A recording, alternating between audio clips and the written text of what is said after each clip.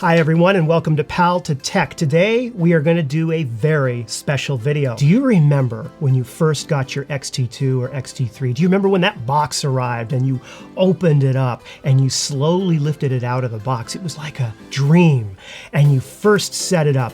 We need to go back to that time. We need to go back to that place. Yeah. Okay, you know what? This intro isn't going anywhere.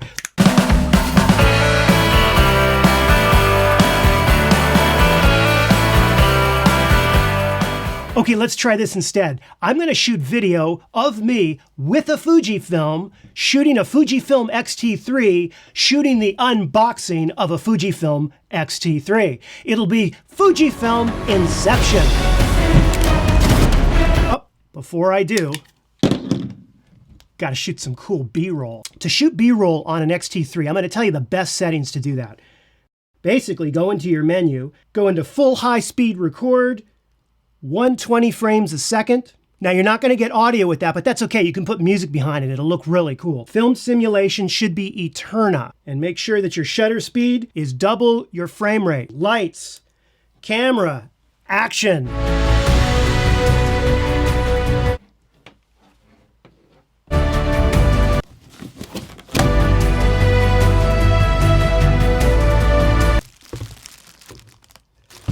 It's upside down, look. The XT3's upside down. So here's what you do. The magic of filmmaking, right? Put it back in the box. Put it back in the box. There.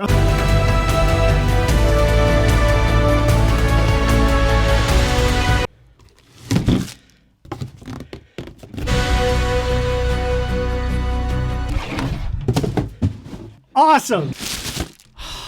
What settings should you make to the camera the minute you open it up out of the box so that you can get it up and running as quickly as possible? This is the Fujifilm XT3. For those of you that do not know, this kit comes with the 18 to 55 millimeter lens. That is the lens you should start with if you've never been into Fujifilm. Best all-around lens. In case those of you that haven't seen my video on the best lens for Fujifilm, link is right here. Let's open it. Lens hood. One lens. That was the do not eat thing. Best lens ever. There it is. This is it. This is that moment, you know, when you first see it. You first take it out of the packaging. Look at that. Have a look at that. Have a look at that. Now, there's some other things in the box as well. Instructions, warranty.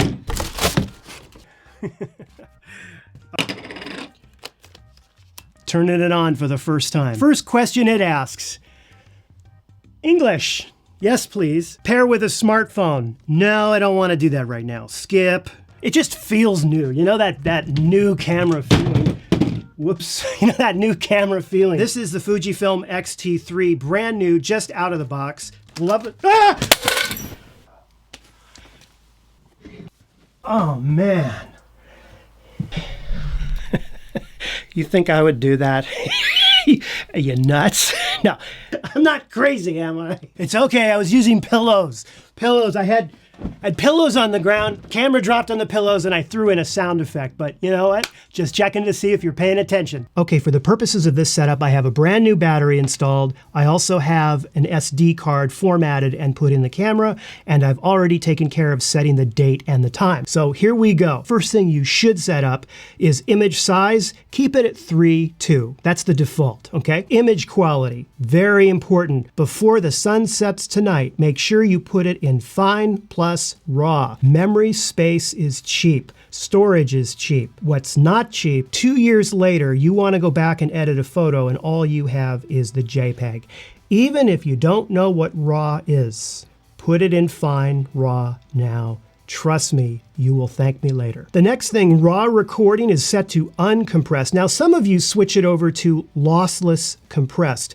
I personally keep it with uncompressed. Yes, the file size is larger, and yes, I know there's no difference in quality between lossless compressed and uncompressed, but what I don't like is on the Mac, if I keep this in lossless compressed, I can't see the thumbnails of the pictures in Finder. But if I do it in uncompressed, then I can see them. And that pretty much is the only reason why I keep it in uncompressed. If you're a new XT3 owner, you are going to love these film sims. Obviously, there's a number of them to choose from. The most notable new one on the XT3 is Eterna. You use that for cinema. White balance, you know, you can go in here and you can set the white balance, and you probably should be doing that. For right now, for getting out and getting familiar with the camera, you can go ahead and leave it on auto. For dynamic range, I keep it on 100. And the reason that I don't kick it up to 200 and 400 is I like to have the lowest ISO possible. And as you move up in percentages of dynamic range settings, the camera is going to force you to shoot at higher ISOs. So just go ahead and keep it on 100 and you're good to go there. All these other default settings I think are fine for now. For manual focus, I go into manual focus assist, which is right here, and I choose focus peak highlight, and I actually change that from white to red high. Try that out. I think that is the easiest to see with that. Some people will put focus check to on. What that means is then when you start to rotate the focus ring, the camera will zoom in and you can focus check at 100%. So that's kind of a cool thing. I actually don't use that, but I know a lot of people that do, and it's a great setting. What I also like to do is go down into the camera settings under image stabilization mode and change that from continuous to shooting only. That'll save you some battery power because it'll only be used when it's needed. Okay, for movie mode, for basic film setup, you can go ahead and keep this at 4K, 16:9. What I like to do, and I'll just tell you to set it this way now because I think it looks the most cinematic, drop this down to 2398 and then change this to 200. Make those setting changes. Be careful with H.265. If you have a Mac, heck, if you have any computer, it will choke up the computer faster than anything. I think they're still working the kinks out on H.265 here, so I keep it in H.264. For film simulation, what's nice about the XT3 is that it will remember a separate film simulation for movie mode versus shooting mode. So you can put them in different film sims and the camera will remember which film simulation is for which mode of shooting. I choose Eterna. Awesome film sim. I'm in the little wrench right now. So for sensor cleaning, what I do is I have it when switched on, I keep it on off, and when switched off, I keep it on. Because when I turn this camera on, I want it immediately to be able to take a picture. I don't even want to wait the millisecond for it to clean the sensor. So these are the settings I use with regard to sensor cleaning, and what's nice is those are the defaults. For sound setup, I do not like that autofocus beep volume. It's annoying, so turn that off. Self-timer beep volume, I actually do like that. I like to know when the thing's counting down, so I keep that one as is. Operation volume off. Shutter volume, I just keep the default. Shutter sound, I don't even know what those other sounds are, it's fine. I just keep it as that. Playback volume, that's all fine, blah, blah, blah, blah, blah. Now, some people will say for the electronic viewfinder brightness to go ahead and set it on manual. I would actually recommend doing that. If you're out in the sun or wherever you are, you might want to crank up the EVF to be brighter. I keep it on 0 sometimes. Sometimes I'll put it on +1 or +2. Okay, for the ISO dial setting for high, it's 25/600 here. I don't want to lose a shot because the camera isn't going the maximum full out it possibly can. So I change this to 51/200. That way, if I have this ISO dial in H, the camera is going to max out as far as it possibly can. I find that to be helpful. For the low end, I keep it on 80. In this wrench area, you want to go to a very important setting. I covered this in another video. Shoot without lens should be set to on. If you don't set it to on, you're not going to be able to put anything other than a Fujifilm lens on here and take pictures. So keep that at on. There's no reason to have that set to off. Shoot without card. Turn that off. Turn it off. You never want to take pictures and then find out, oops, didn't have a memory card installed. So keep that off. I'm not a big fan of the touchscreen on the XT3, and the reason why is this thing right here.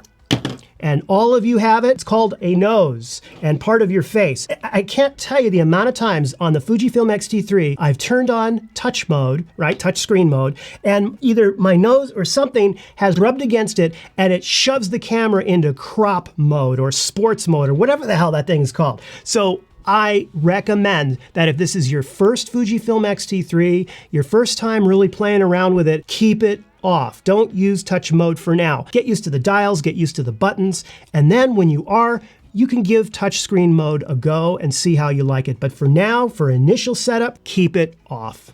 Power management, that's up to you. I keep it 2 minutes. I strongly recommend putting performance in boost mode. That way the camera will be using the maximum amount of power, screen resolution, autofocusing speed, and all these other great things. Save data setup. Oh, this is another one. Default setting is sequential. However, there are how many slots here? That's not by accident. There's another term for having 2 card slots on a DSLR or a mirrorless camera. You know what that term is? It's called data redundancy. These little cards, they will poop out. So what I do is I stick it on backup.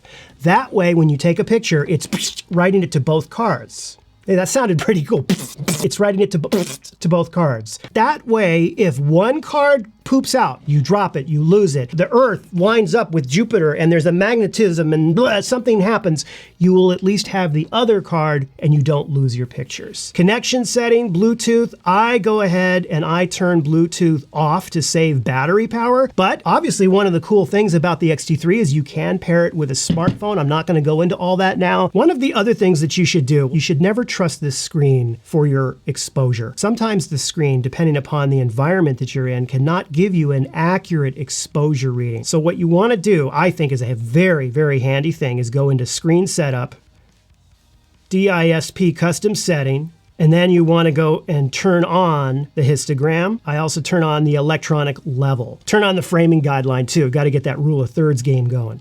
So that way, I have a histogram on here, which is really nice. So if I aim this at the light, it's all the way over. Or if I cover the lens, the histogram is there. You see that? So trust your histogram. Put it on the screen, and that's how you do that. Now, there's another thing that you can do when you first get your camera that will really just ratchet up the enjoyment of using the camera, and that is to assign your favorite features to the buttons that are on the back and the front of the camera, the ones that you can reach really easily. Everyone has different preferences, so I'm not going to tell you which one is the best, except for one. There is one I think you should set up, and it's really good. I don't know. You could take away all the buttons on the camera except for this one function that I use. I love it. Here's what you do. You press and hold down the DISP back button like this, and that will take you right here. What I do is I go to the second one down. You see the one that's pointed at in front of the camera? It's this button right here. I change this one, and what I change it to go all the way down to page 6, bottom of page 6, and assign it to playback. That's it, so that it's playback. And I'll tell you something, when you're holding the camera like this and you've just taken a picture and you want to review it, it is so nice. You can take your finger and just boom, press it instantly, and the camera will show you on the screen the picture that you just took.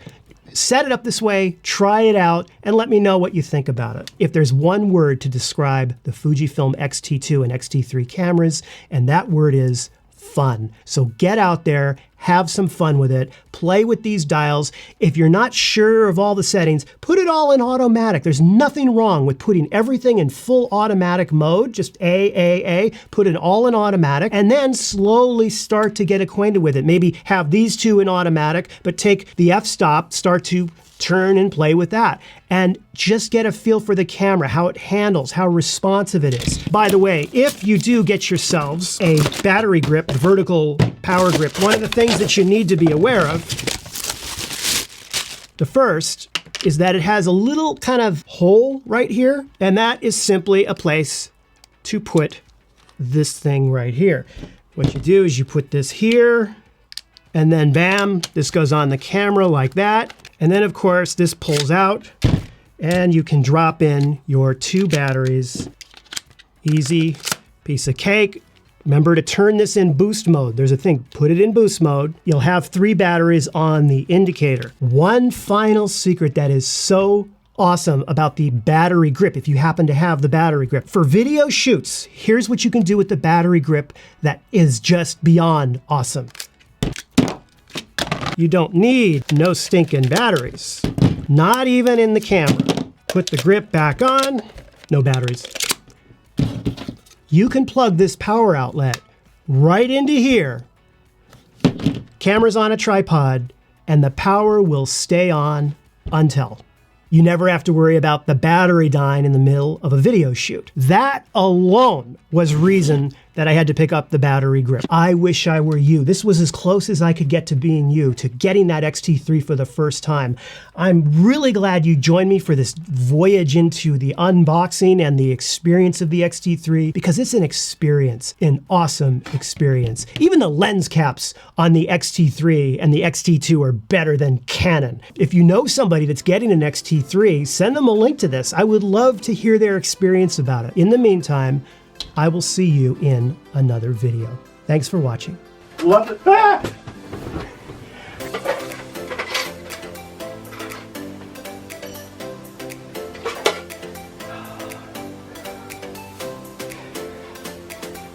Just kidding. There's no way I would really do that. Okay? Sorry, I just wanted to see if you were paying attention. By the way, let's do a really quick lens cap comparison review. This is the Fujifilm lens cap. This is the Canon lens cap. The Fujifilm lens cap is quiet, it's understated, but look, it's just got this nice feel. You squeeze right here, puts it right on the camera, and it's quiet, it just says Fujifilm. This is, you know, Canon! It screams its brand name out, and it kind of just looks like a lens cap. This is a bit more. Lens cap, a bit more. I'm